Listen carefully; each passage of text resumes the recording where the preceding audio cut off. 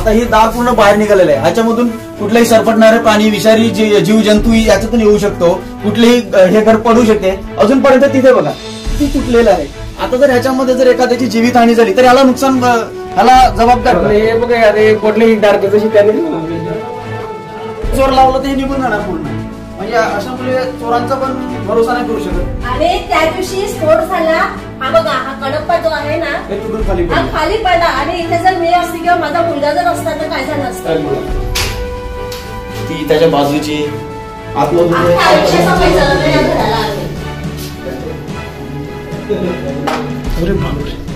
म्हणजे बेस पासून पूर्ण केलेलं आहे. ही आमची अंगणवाडी आहे, गावची अंगणवाडी. म्हणजे लहान मुलांचा शिकण्याचा पहिला बेस. आता या शाळेचाच बेस नाही राहिला तर मुलांचा बेस आणि भविष्य कसं राहणार. टॉप 10 महाराष्ट्र न्यूज चॅनल मधून मी दीपक कोटेकर. यावेळेला मी उपस्थित आहे पालघर जिल्ह्यातील किरईपाडा या गावामध्ये. मुंबईतून थेट गुजरातला आपल्या देशाचे जे प्रधानमंत्री आहेत नरेंद्रजी मोदी यांचा ड्रीम प्रोजेक्ट चाललेला आहे, तो म्हणजे बुलेट ट्रेन. आता बुलेट ट्रेन जाणार म्हणजे शेतकऱ्यांच्या जमिनी जाणार. बुलेट ट्रेन जाणार म्हणजेच बुलेट ट्रेनला लागणारा जो काही मटेरियल आहे, उदाहरणार्थ रेती, खडी मटेरियल, त्यासाठी ब्लास्टिंग करावं लागतं. या गावामध्ये ब्लास्टिंगचं काम सुरू आहे. जो काही ब्लास्टिंग करावा लागतोय त्या ब्लास्टिंगमुळे आता थेट या गावकऱ्यांच्या घरांना तडे पडलेले. इतकंच नाही तर तडे असे तसे पडलेले नसून जे पिलर आहेत त्या पिलरला थेट तडे पडल्यामुळे कधीही यांचं घर कोसळू शकतो. आणि सरकारने यांना मदत किती दिलेली आहे? सरकारने यांना 400 रुपये 500 रुपये अशी मदत दिलेली. एकीकडे तुम्ही बुलेट ट्रेन सारखा प्रकल्प घेऊन जाताय आणि दुसरीकडे जे आमचे मराठी लोक आहेत त्यांना मात्र तुम्ही निराश करतायत. आपल्या सोबत या गावाचे गावकरी आहेत. सर, नेमकी काय भूमिका आहे, काय विषय आहे हा सगळा? सर, इथे खूप काही नुकसान झालेलं आहे. रोजचं ब्लास्ट होतात आणि याच्यानं घरांचं खूप काही नुकसान झालेलं आहे. परंतु जी काय आम्हाला नुकसान भरपाई मिळायला पाहिजे होती ती काही तेवढी त्याप्रमाणे त्याने दिलेले नाही.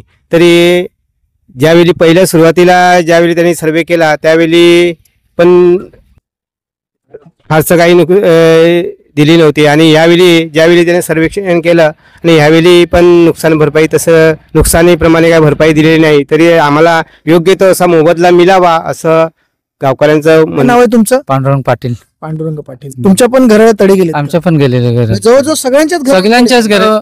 त्या लोकांनी येऊन बघितलं की ताळा गेल्या, ते ताळा गेल्यात. 2-2 वेळेला सर्वे केलं, पण ते सर्वे करून सुद्धा त्या लोकांनी जे काही द्यायचं ते द्यायला पाहिजे होतं ते काही दिलेलं नाही. मी खरं आहे, जर एखादा प्रोजेक्ट महाराष्ट्रातून चालला असेल तर इथले जे स्थानिक गावकरी आहेत ते जर निराश झाले तर मग तुमचा प्रोजेक्ट काय कामाचा आहे?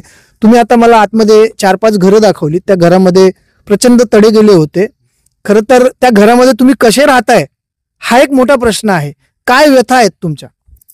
पहिला जर ते तुम्ही सांगितलं की या घरामध्ये कसे राहतायत तर आम्ही आमचा जीव धोक्यात घेऊन राहतोय.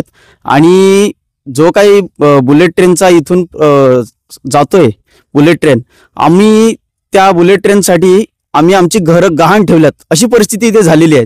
कारण की आमची पूर्ण घरं फाटलेली आहेत. आम्ही त्यांना सांगितलं की आम्हाला आमच्या नुकसान भरपाई करून द्या, तर त्यांनी आम्हाला फक्त तात्पुरतं सोल्युशन दिलेलं आहे. म्हणजे कोणाला 400, कोणाला 800, तर कोणाला 1900. आणि ही रक्कम दिलेली आहे ती कोणती? 500 मीटरच्या आतमधल्या घरांना. आता ह्यांनी सांगतात की आम्ही तुमच्याकडे कंट्रोल ब्लास्टिंग करतोय. आता कंट्रोल ब्लास्टिंग जर करत असतील तर 1.5 ते 2 किलोमीटर पर्यंत घरांना तडा कशा गेल्या? आणि जर का त्यांचं म्हणणं असेल की आमच्या ब्लास्टिंगमुळे हे नाही गेलं तर मग आम्ही वर्षानुवर्षी इथे राहतो, तेव्हा तर पूर्वी तडा गेल्या नव्हत्या. मग आता ह्यांच्यामुळे तडा ज्या गेलेल्या आहेत ह्यांच्यामुळेच गेलेल्या आहेत. आणि ह्यांनी जे नुकसान भरपाई दिलेली आहे ती एक गावकऱ्यांची फसवणूक आहे, किंवा गावकऱ्यांना एक फसवून आपलं काम करून निघून जाण्याचा प्रयत्न केलेला आहे इथे. पण गावकरी पण आता सुशिक्षित आहेत, त्याच्यामुळे त्यांनी ते एक्सेप्ट केलेलं नाही आहे की आम्हाला ही एवढी नुकसान भरपाई चालेल किंवा आम्ही याच्यामध्ये एक्सेप्ट करू. तर आम्हाला हे अजिबात एक्सेप्ट नाही आहे. आम्हाला हा असंही नाही की आम्हाला हे काम बंद करा किंवा काय. जर आम्हाला व्यवस्थित आणि योग्य मोबदला देत असतील तर त्यांनी त्यांचं काम करावं, नाहीतर अन्यथा त्यांनी त्यांच्या कामावरती आम्ही सगळे गावकरी रस्त्यावरती उतरू.